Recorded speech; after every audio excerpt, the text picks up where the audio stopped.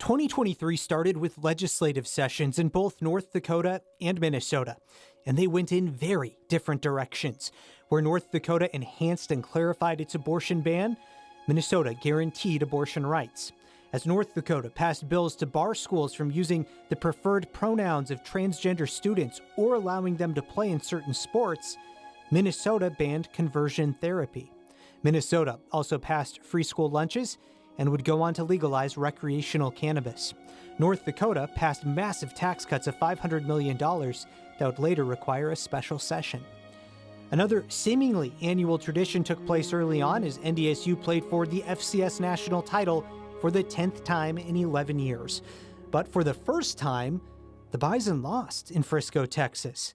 The SDSU Jackrabbits took the crown.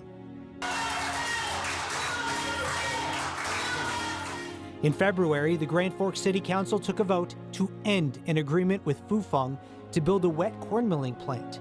That final decision was made once the U.S. Air Force put out a report claiming it had national security concerns with the Chinese-owned company having a presence close to the Grand Forks Air Force Base. In March, U.S. Attorney Max Schneider filed a notice withdrawing North Dakota's effort to seek the death penalty for Alfonso Rodriguez. Rodriguez is convicted of killing UND student Drew Shadeen 20 years ago. He's now serving a life sentence without possibility of parole. Longtime West Fargo City Administrator Tina Fisk resigned her position since accusations of mismanagement and low morale have surfaced. Fisk has also filed a discrimination suit against the city. Winter also continued to thrive well into March. The annual St. Patrick's Day parade in Fargo had to be postponed because of it. After a long winter, there were flooding concerns throughout the region to start April. And while sandbags were filled, most were not needed, as there was an even and slow thaw into late spring. You know where you're going, you got a team. What are you most excited about now? Getting down there and actually proving it. They invested a lot into me, so now I'm ready to invest into them. In April, Hankinson, North Dakota native and NDSU star lineman Cody Malk got a call from the Tampa Bay Buccaneers in the second round of the NFL draft. He later earned a starting spot and made his NFL debut at US Bank Stadium against the Minnesota Vikings. In May, voters in Grand Forks passed a $79 million referendum that will fund the construction of a new middle school.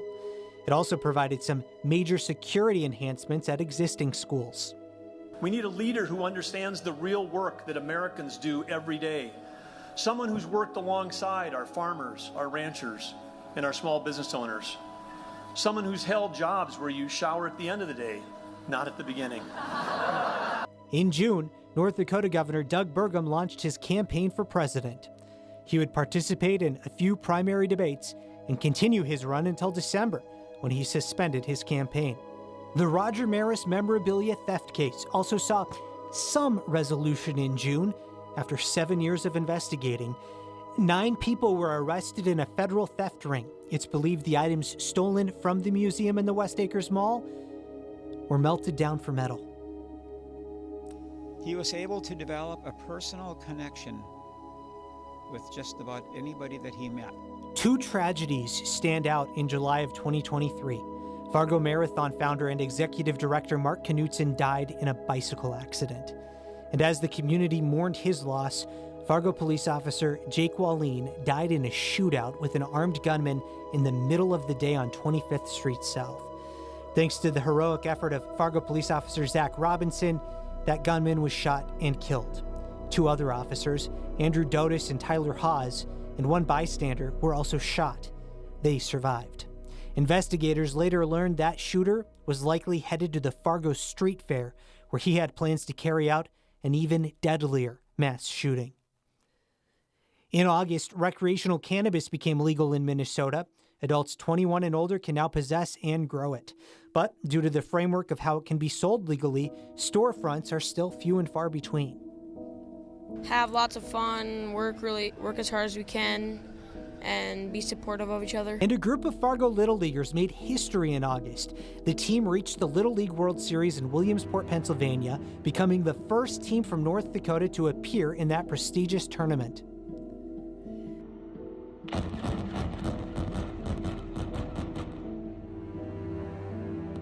The high-rise in downtown Fargo finally came down after years of planning. And a $147 million school referendum in West Fargo failed to pass the vote. It would have built a new elementary school and provided funding for expansions and additions at current schools.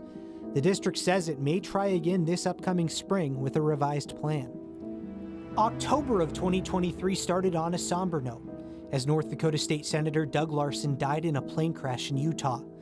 Larson's wife and 2 children also died in the crash.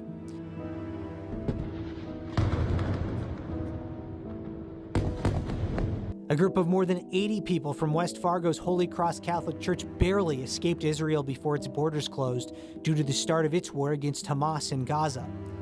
They were stuck in Jordan for a brief time, but they worked with the U.S. government, and within days, they all made it home safely. It really made all of us so grateful that we live here in our country where we do feel safe. Many times people complain about things that go on here and there, but we are safe. Also, former State Senator Ray Holmberg, the longest-serving member in state history, was arrested on charges of child pornography and traveling out of the country to have sex with a minor. In November, Grand Forks voters approved a sales tax to pay for major improvements to the Alaris Center. It will also go to fund a sports facility on Grand Forks. And speaking of sports, the University of Jamestown earned an invite to the Northern Sun Intercollegiate Conference and will make a jump to Division II NCAA athletics in 2025. In December, the year also ended with more tragedy in North Dakota.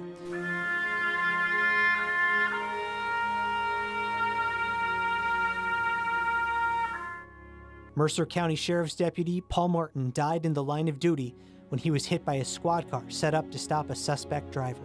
That driver is U.S. Senator Kevin Cramer's son. The senator says his son Ian had a mental health crisis. Ian Cramer is facing criminal prosecution, including a homicide charge. And voters in Fargo turned down a $144 million plan to renovate the Fargo Dome and build a convention center on that site. And finally, NDSU head football coach Matt Entz took a job at the University of Southern California, leaving the team after winning 2 national titles. NDSU hired former offensive coordinator Tim Polasek to take the head coaching position. His first game will be against Deion Sanders' Colorado Buffaloes. Reporting for WDAY TV News, I'm Drew Trafton.